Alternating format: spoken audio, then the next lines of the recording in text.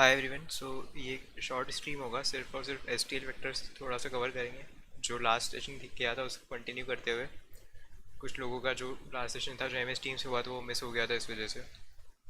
तो इसमें सिर्फ वेक्टर्स का सिंटेक्स और उसका यूज़, थोड़े बहुत कॉमन फंक्शंस क्या होते हैं, उनका टाइम कॉम्प्लेक्सिटी क्या होता है और कब कैसे क्या यूज़ करना है वो थोड़ा सा कवर करेंगे। So first let us start कि what is a vector and why you use it. Vectors are similar to arrays. You can say vectors are arrays with dynamic size. You can say vector are arrays with dynamic size. You can say you can change the size of that.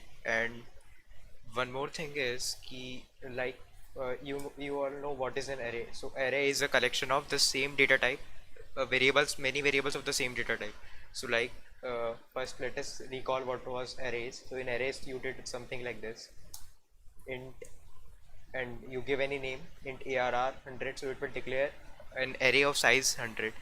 But we discussed in arrays that this size should always be a constant for an array, so we call this that arrays are static because they have a fixed size or constant size, which you should know before writing the program.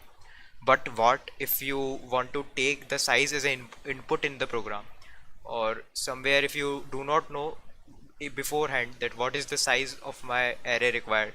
So in such cases, when you do not know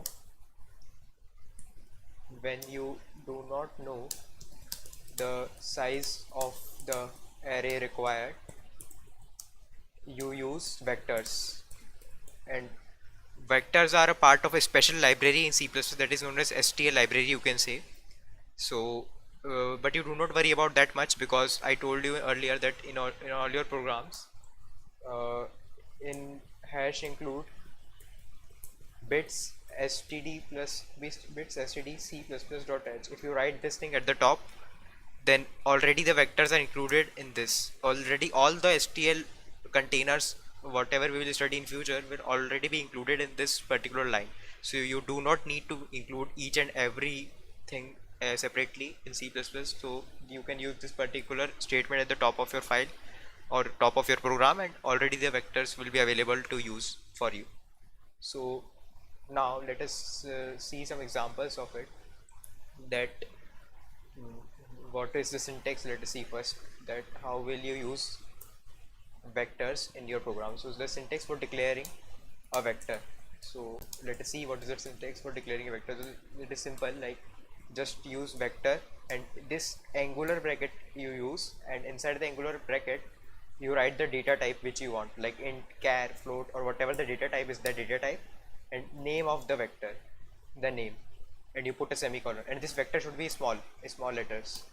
So this is a simple declaration of a vector, that if you want to declare a vector, then you use this particular syntax. So and one more syntax is, suppose you want this will declare basically for an empty vector. This syntax is for an empty vector, means this would be an empty, you can say empty with size 0. But if you want to give some initial size, some starting size to your vector, so you can also give it in bracket, in curly, in this round brackets, you can say the size like this. This is also fine. This is also a syntax. This will give fixed, not a fixed size. The size can be changed afterwards, but initial starting size is given in this way also. And let us see some examples. So like if you want to declare a vector like this, suppose you want to declare a vector, so you will do something like vector of int. If you want to declare, then vector angular bracket, then inside that angular brackets you write int and whatever the name you want to give. Suppose I want to give vec and semicolon, and now this is an empty vector. So one more function is size function, you can say size. If you want to find the size of a vector, then you use size function, dot size we can better say. So how to use it? So first let us discuss how the example of vectors we can declare. So one example I told, vector int vec, so it will declare an empty vector. So vec is empty. So if you now one function is size function, which gives you how many elements are present in your vector at that moment. So using this you can find the size of any vector. So you can do cout you can do cout vec dot size or whatever the name of vector, the name of vector you write, and then dot, then size. So this will give you the, this basically size is a function, so you call it. So like this, if you do here cout vec dot size, then you should see 0 as your output. Let us see what's the output. So you should see 0. So if I run it, so let us run it. So you will get 0 as your output. So you can see 0. So but if I want to give some initial size, so I can pass it in round brackets. So if I give 1000, so let us see now what is the size. So you will get 1000 as your size, because I am printing the size using this cout statement vec dot size. So yeah, you will get 1000. So this is how you can find the size of a vector and how you can declare a vector with some starting initial size. So like we declared vec bracket, in bracket you write 1000. So vec will become a vector of 1000 elements of size 1000, you can say. Size is basically the number of elements. So now we studied the time, what is the time complexity of a function in previous class. So you should always remember the time complexity of the functions which you are using, the inbuilt functions. So this particular function has a time complexity of O of 1, big O of 1, means constant time. This works in constant time. And also there is one more thing, like if you want to access a particular element of the vector, to so like we did in arrays, like if you want to you can say access a particular element, the array has, or the vector has 1000 elements, but you want to access only one element at a time. So accessing a particular element of vector, basically vector is a collection of many elements. So 1000 indicates the size of vector is 1000. So if you want to access suppose second element, so how will you access it? That thing is we want to discuss it. So you all know that in array what you did is you use zero based indexing. Zero based indexing means vec of 0, vec is the name of vector. If you give some other name, then use that name here. Okay, so I have given the vector name as vec. When declaring, I have given this vec name, so I am using this. So vec of 0 gives me, vec of 0 gives me the first element of vector, and similarly vec of 1 gives me second element of the vector, and what will vec of 2 give me? It will give me the third element of the vector. Vec of 2 will give me the third element of the vectors, and so on. So you can generalize it, and you can say vec of n minus 1 will give you the nth element of your vector. So easy. Similar to arrays, yeah, it is almost this thing is similar to the arrays. So one more thing, now let us try to see one more syntax of declaring an array. So declaring declaring a vector with some default value. Default means the all the values, if you want to give some same value to the array, all the elements if you want to initialize to the same value. So how you will do it? So you can do like this: vector data type and the name of the vector, and in bracket you give size comma the default value of what you want to give, so and semicolon. So let us see an example. So if I do like this: vector int vec, and if I give size is 5, and if I give default value is 2, so what will happen? It will build up a vector of 5 elements, because the size is 5. Yeah, size is 5 and default value is 2, so each value will be 2. Default value means each of the value will be initialized with 2. So 2 2 2 5 times means 5 elements are there, each has a value 2, like this. So this is one more syntax. And one more thing is, like if you want to print all the elements of the vector. Now this is kind of exercise for you. Up till now you should now think, you can pause the video and think how you can print all the values of a vector. Any vector is given to you, how you can print all the values of a vector. You can try it by your own to write the code, and then you can check the code. So printing all the values of a vector. So basically you need to use a for loop, and you can go through the size of the vector and print each element one by one. So something like this: for int I equals to 0, I less than size, I less than size, because you want to go to the nth element. If there are n elements, let us say, so you can do something like this, that you can store the size first in a variable int n equals to vec dot size, let us say, and you will go from 0 to less than n, means up to n minus 1, and I plus plus, each step you will increase I by 1, and you will print vec of I, see out vec of I, and you can also give a space for your better clarity, so it depends on you. So if, let us try this program on this code. So let us see, if I do not give any default value, I just give the size of the vector, and if I, let us give size as only 10, and if I just print all the elements in this way, let us see what we get the output. I have not given any default value to elements of the vector, but I have just given the size of the vector. So you see, all the elements are printed as 0 by default. There are 10 zeros, means all the elements are equal to 0. You can also give a space here for better clarity, it depends on you. So if you do this, so you will get that all the elements are initially 0. So you can say that all the elements are initially 0. But if you give some initial value here, say, suppose if I give 10 comma 8, so now all the 10 elements of the vector would be 8. So now if you see the output, you will get 10 times 8, means all the elements are equal to 8 in this way. By vec of I mean the ith element of the vector. So first I am accessing 0th element. 0 means first element, because it is 0 based indexing. I told you in computer programming, always you will start your counting or indexing from 0. So 0 means first element, 1 means second element, in this way up to n minus 1. Why up to n minus 1? Because we are going up to nth element. So for nth element you need to access back of n minus 1. So this was another thing that we can say.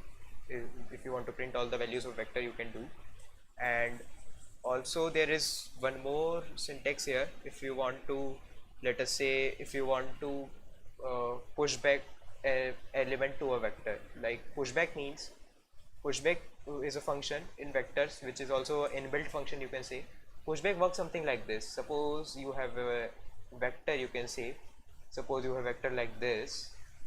Let us assume that this is your vector and it has 4 elements. This is your first element, this is your second, and this is your third, and this is your fourth element. So let us say this is a value like this. It is 1, it is 2, it is 5, and it is 8. There are 4 elements. Suppose you want to increase the size. In arrays it was not possible to increase the size, but in vector it is possible to push an element. Basically pushing means that suppose you want to insert an element with a value 10 at the end of this array or vector.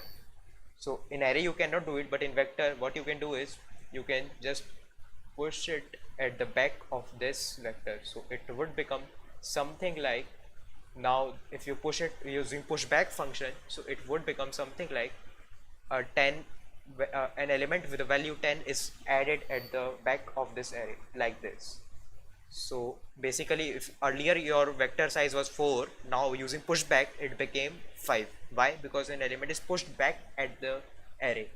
So it works like this. I will just paste this image over this Google Doc so that it would be easier for you while revising. So pushback works like this. So whatever value you push, the syntax is pushback value. Pushback any value you can give. So this is your syntax of pushback. And what is the time complexity? The time complexity in which this function works is big O of 1.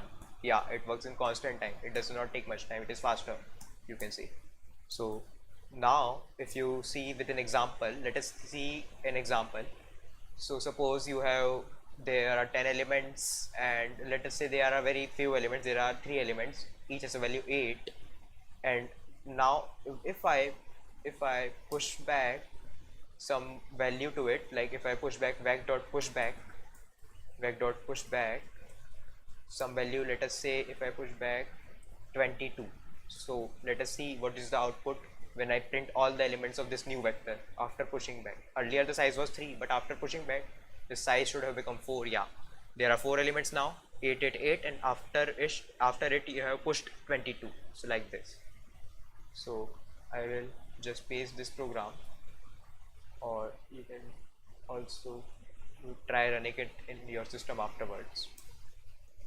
So this was an example of pushback. So suppose so this helps when when you do not know the size beforehand, so you can use pushback to push back until you want to insert the elements at the end of vector, so it automatically increases the size by 1. So what is the difference between pushback and directly entering the elements of vector? So suppose you have a vector int and vec equals to, let us say you one more syntax of declaring a vector is also you can give an initial value to it, like you do not want to give same value to all, if you want to give different value to all in the beginning, so you can also do like this, 2 3 4 5 8 9, any value you can give like this. Now this vector is a vector of 5 elements, 2 3 4 6 and 9.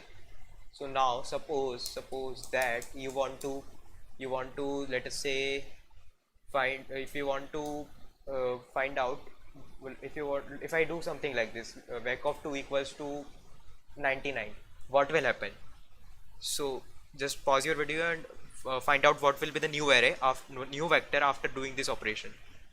So now I will tell you that what will happen is vec of 2 means the third element. I told you 0 based indexing means 0 is first element, 1 is second element, and vec of 2 is third element. So this one will be replaced by 99. By replacing, I told you in previous classes that what equal to operator does is, it is different from your mathematical equal to. What it does is, in C++ or any programming language, it transfers the content of the right thing, the RHS value, to your LHS.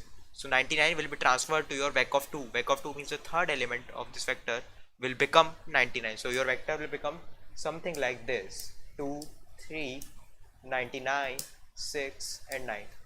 So if you want to prove this, you can always, let us copy this thing, and you can always try running in your program. So like this, you can just copy it in your software also, and in your ID, and you can also try it. So what I did was, I did vec of 2 equals to 99, and after that I'm printing the whole vector.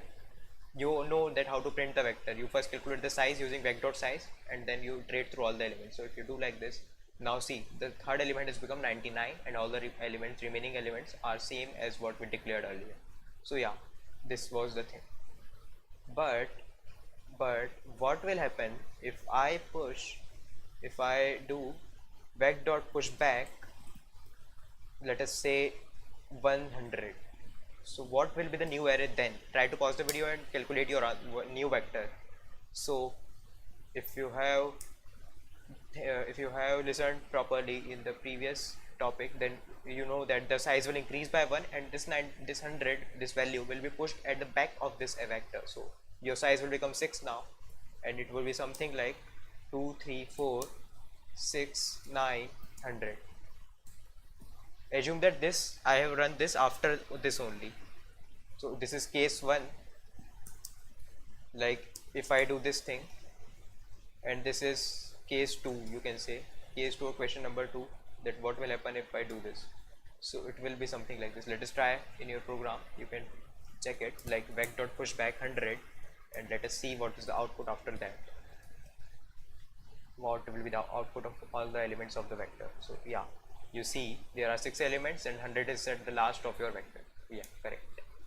So this was pushback function, and this pushback function is very helpful to resize your vector, and you can always do this. And one more thing is, one useful function is resize. Suppose you want this pushback function only increases the size of your vector by 1 and pushes some element. Suppose you do not want to push any element, but you want to change the size of your vector. Why you want to change? maybe something like that. If you declared a vector of size 100 and after running your program for 8 to 10 lines, that if you think that in between the program you may need to change the size of your vector, so cases like this may arise. So what you will do is you use the resize function. So resize is just as its name indicates, it will resize the vector to a different size. Like you can do vec.resize 100. So what it will do is it will make the size of your vector 100. Now you may think, what will happen if I have less than 100 elements? So yeah, it will increase the size to 100 and remaining elements will become 0. Whatever new elements are added will become 0. We will know that initial value is 0 by default. And now you have a question like that in your mind, like what will happen if I have 1000 elements and if I resize to 100?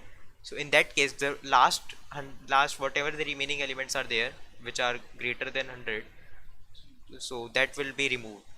That will be completely removed and your vector will have a new size of only 100. So you can use this function whenever you want to resize your vector.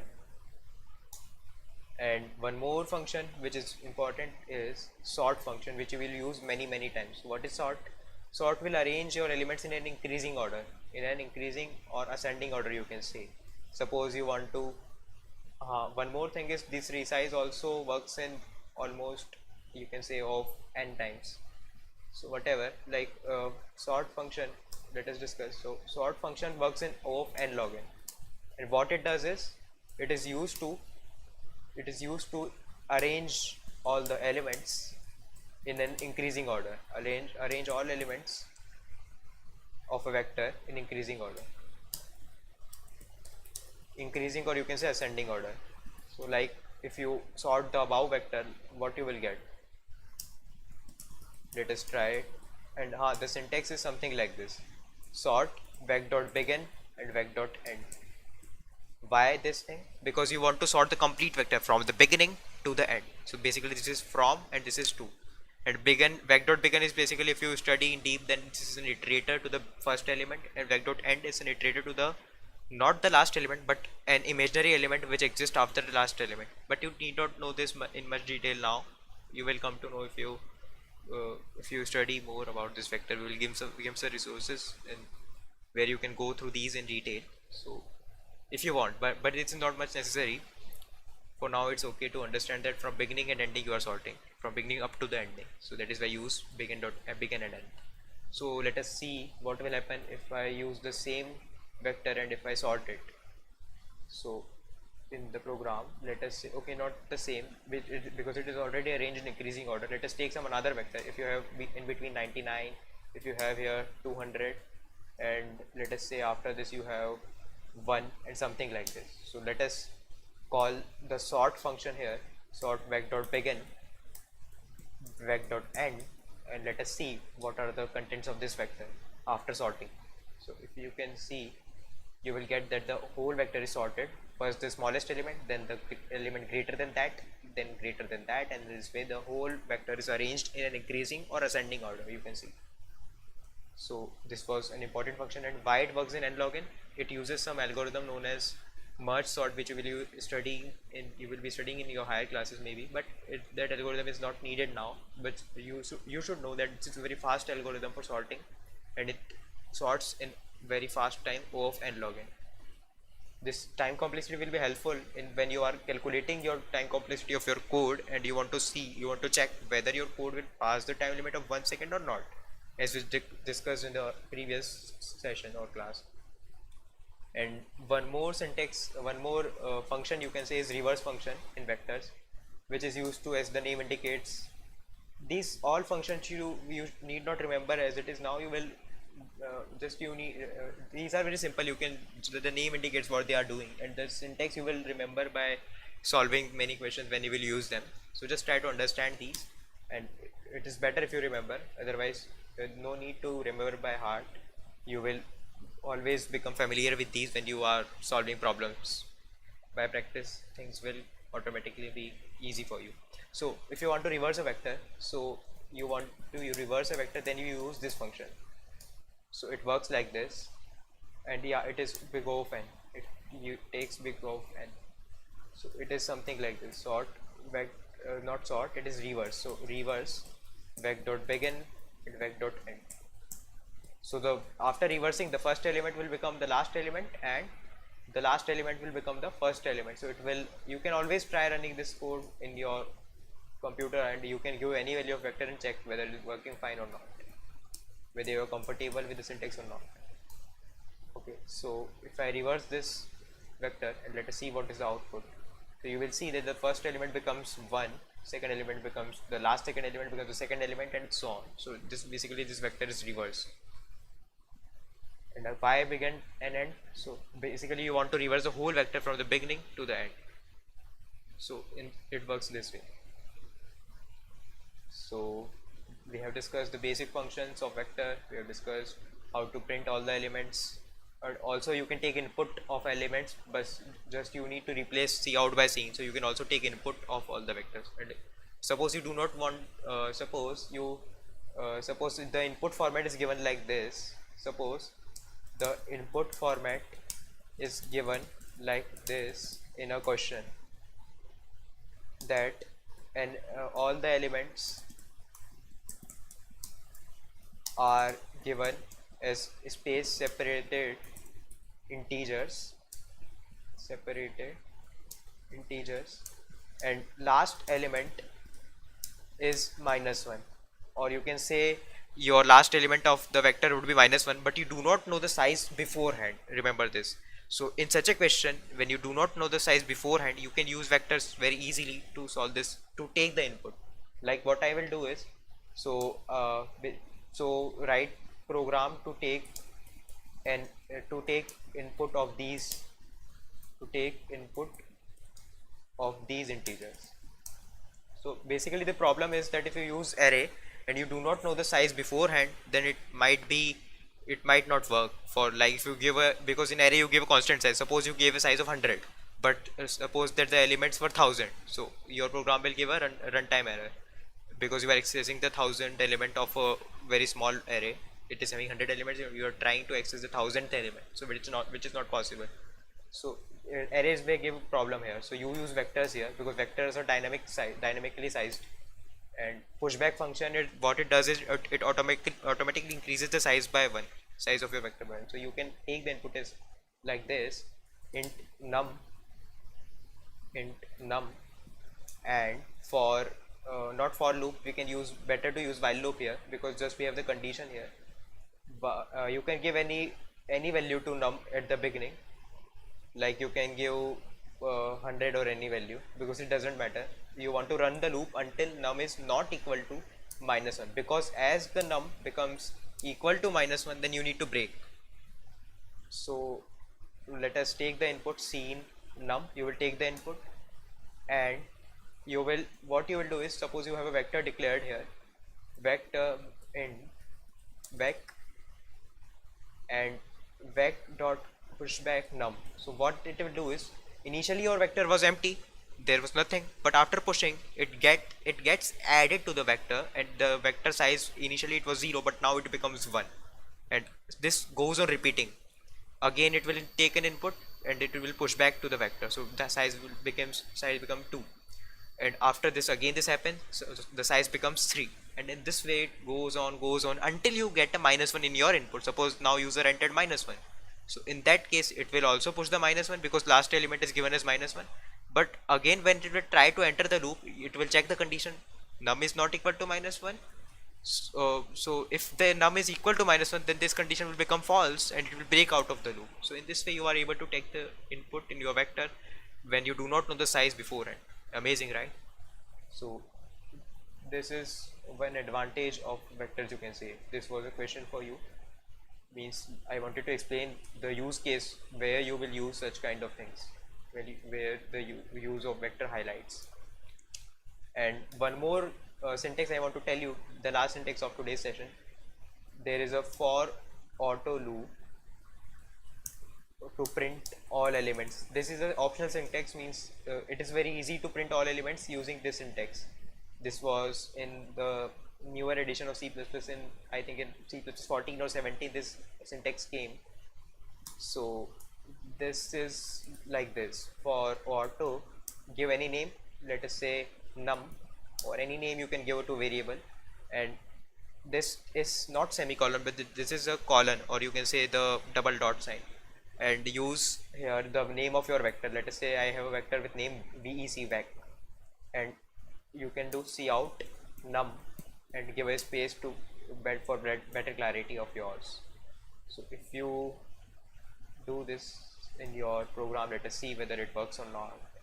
So let us see if I print it. I do not need to do much of the things to use this syntax. So basically if I do like this, so like just a minute. So